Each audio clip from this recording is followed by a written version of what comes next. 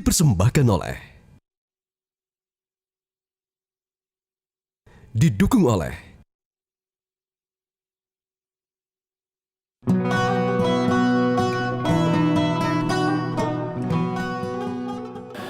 Baik, syukuran jazilan Anda masih bersama kami di Hasanah Islam Metro TV, masih bersama saya Hamdal Kafi dan juga Prof. Nasaruddin serta Bu Nyai Badriah Fayumi. Bu Nyai tadi sudah digarisbawahi oleh Prof bahwa Al-Quran dan Islam ini datang yukhrijunahum minan dhulumati ilan nur, membawa dari zaman kegelapan ke zaman penuh kecerahan ini. Khususnya bagi ilmu pengetahuan, banyak sekali tadi disinggung oleh Prof, banyak ulama-ulama yang lahir. Dari Bu Nyai sendiri, apakah mencatat ada juga ilmuwan-ilmuwan saintis Islam yang dari kalangan perempuan saat itu? Tafadhal. Iya. Sejak Rasulullah ada, perempuan sudah diberikan hak dan ruang yang sama untuk bisa mengakses ilmu dan sekaligus untuk menyampaikan ilmu. Karena itu kita mengenal Ummul Mukminin Aisyah radhiyallahu anha. Beliau penyampai hadis termasuk nomor 4 dari 7 penyampai hadis terbanyak. Dan banyak sekali hadis-hadis yang sifatnya eksklusif yang tidak bisa disampaikan oleh siapapun kecuali oleh Ummul Mukminin Aisyah radhiyallahu anha. Dan beliau tidak hanya ahli hadis, tetapi beliau juga seorang yang sangat cerdas, ahli fikih, ahli sastra. Nah, jadi perempuan pada zaman Rasulullah dan zaman-zaman awal Islam itu memang memiliki keilmuan yang luar biasa. Iqra bismi rabbik tadi itu nyambung antara ilmu dan kemudian juga spiritualitasnya. Begitu juga bahkan aktivitas sosialnya. Misalnya kita kenal misalnya ada Nusaybah binti Ka'ab yang menjadi pahlawan melindungi Rasulullah ketika perang Uhud. Nah, cucu Rasulullah. Nah, ketika kita bicara pengumpulan Al-Quran, kita juga jangan lupakan Hafsah binti Umar. Beliau yang menyimpan itu dan beliau seorang hafizah yang mutqinah gitu.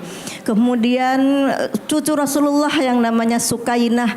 Nah, ada juga ketika kita bicara sufi, kita ada Rabi'ah al-Adawiyah. Nah, itu perempuan-perempuan di zaman-zaman keemasan Islam itu sangat luar biasa. Nah, spirit ini penting untuk kita ambil ya, kita teladani terkait dengan nuzulul Quran. Yang pertama dari peristiwanya sendiri. Dari peristiwanya sendiri ada perempuan di sana. Dan perempuan di sana Ibu Khadijah bukan sekedar perempuan, tapi perempuan yang cerdas, intelektual, spiritual, emosional dan sekaligus sosial. Begitulah idealnya perempuan terinspirasi dari nuzulul Quran ini. Kemudian dari ayat pertama yang turun, tadi telah disampaikan dengan sedemikian luar biasa oleh Prof. Nasaruddin Umar. Ini juga mengajak, dan ajakan ini tidak hanya berlaku bagi laki-laki, tetapi juga bagi perempuan. Dan Rasulullah itu banyak mematahkan stigma atau stereotip yang negatif tentang perempuan dengan hadirnya Islam. Nah, termasuk juga ketika pada saat itu orang menganggap perempuan itu nggak pantas masuk masjid. Nabi mengatakan la tamna'u ima Allah masajidallah. Jangan melarang perempuan masuk masjid. Prof. Nasaruddin, pada pagi hari ini kita malah bisa bersama-sama duduk di sini. Dan itu Rasulullah telah sampaikan. Rasulullah telah memberikan waktu secara khusus juga kepada kaum perempuan untuk ngaji. Kaum laki-laki ada bersama dengan laki-laki ada, tapi khusus perempuan juga ada. Artinya sejak awal perempuan dalam Islam itu memang harus berilmu, harus mengambil spirit dari Iqra bismi rabbik itu tadi. Bismi rabbik alladzi khalaqal insana min alaq, berpikir tentang penciptaan dirinya.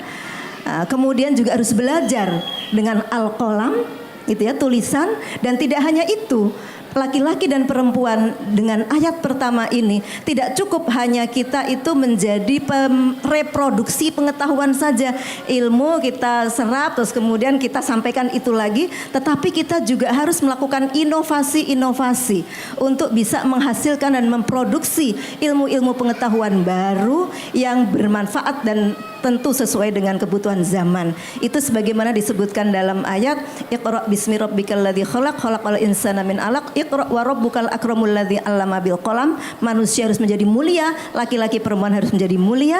'Allamal insana ma lam ya'lam. Jadi Allah mengajari manusia apa-apa yang belum tahu. Artinya manusia juga harus memantaskan dirinya untuk bisa diajari oleh Allah hal-hal yang tidak tahu, sehingga manusia harus terus meningkatkan rasa ingin tahunya, semangat belajarnya, semangat melakukan penelitian, semangat melakukan riset, kemudian membaca alam semesta, dan itu berlaku untuk laki-laki dan perempuan. Masya Allah. Baik, Prof dan juga Bu Nyai Badriah, terkait dengan wahyu pertama, Iqra bismi rabbikal ladzi khalaq. Sinkronnya antara ilmu pengetahuan dan spiritual tadi, Prof. Bila kita maknai dan kita ijawantahkan dalam kehidupan sehari-hari saat ini yang lebih bisa berkenaan dengan kehidupan saat ini, seperti apa, Prof? Bila kita ijawantahkan dalam kehidupan sehari-hari saat ini? Iya, menarik untuk kita kaji ya. Kenapa Tuhan menggunakan Iqra bismi rabbik? Kenapa enggak bismi rabbik Iqra? Jadi lebih induktif pendekatannya kan. Iqra induktif ya. Kalau bismi rabbik itu udah deduktif. Jadi ini baru terasa sekarang manfaatnya itu, hikmahnya itu ya, bahwa dalam memperkenalkan agama itu perlu juga melakukan pendekatan induktif. Jangan sedikit-sedikit ayat, sedikit-sedikit hadis. Jadi kita juga perlu memperkenalkan juga kondisi real objektif lapangan itu. Maka itu Iqra bismi rabbik. Jadi seolah-olah Al-Quran itu konfirmasi terhadap temuan-temuan sains.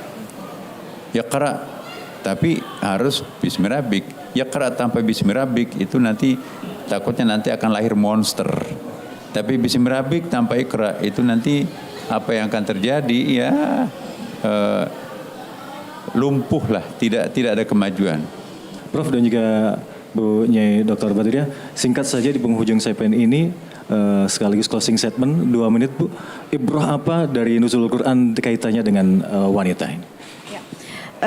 Selain tadi yang telah disampaikan oleh Prof. Nazar begitu sangat luas ya tentang ilmu pengetahuan tentang perempuan, saya ingin menambahkan satu lagi dari proses terjadinya nuzulul Quran itu sendiri yang diawali dengan tahanusnya Rasulullah.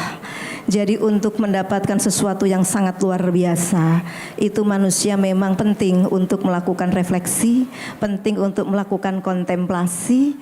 Dan disitulah manusia bisa menemukan kesejatian diri, kesejatian hidup. Dan ini juga jalan-jalan yang ditempuh oleh para nabi, jalan yang ditempuh oleh para wali. Apalagi di zaman yang modern sekarang ini, kita penting untuk melakukan refleksi itu. Dan dengan membaca Al-Quran, itu sebetulnya meskipun kita di tengah keramaian, kita sedang diajak untuk berefleksi itu. Apalagi kalau dibaca sendiri, kemudian dengan tadabbur, kemudian dengan merenungkan yang mendalam, insya Allah kita juga bisa mengambil spirit dari nuzulul Quran. Ada kontemplasi dan refleksi di sana. Masya Allah. Kita bertahanus nggak harus di Gua Hiro ya Bu ya. Di saat ini zaman sekarang, apalagi di bulan suci Ramadan, bisa bertahanus dengan cara itikaf di masjid, qiraatul Quran dan lainnya. Syukran jazilan Prof. Nasaruddin dan juga Bu Nyai Badriah Fayyoumi LC telah berbagi perspektifnya, khususnya terkait dengan bagaimana kedalaman makna dari nuzul Quran ini bagi kita umat muslim. Semoga menambah keimanan dan keislaman kita, khususnya meningkatkan kualitas kita di bulan suci Ramadan ini. Saya Hamdan Al-Kafi undur diri. Saya mohon maaf. Wallahumma muwaffiq ila aqwamit thoriq. Wassalamualaikum warahmatullahi wabarakatuh. Waalaikumsalam warahmatullahi wabarakatuh.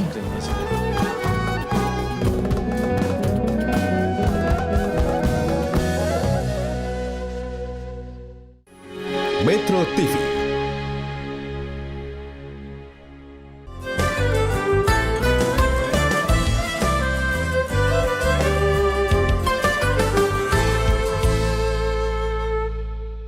Dipersembahkan oleh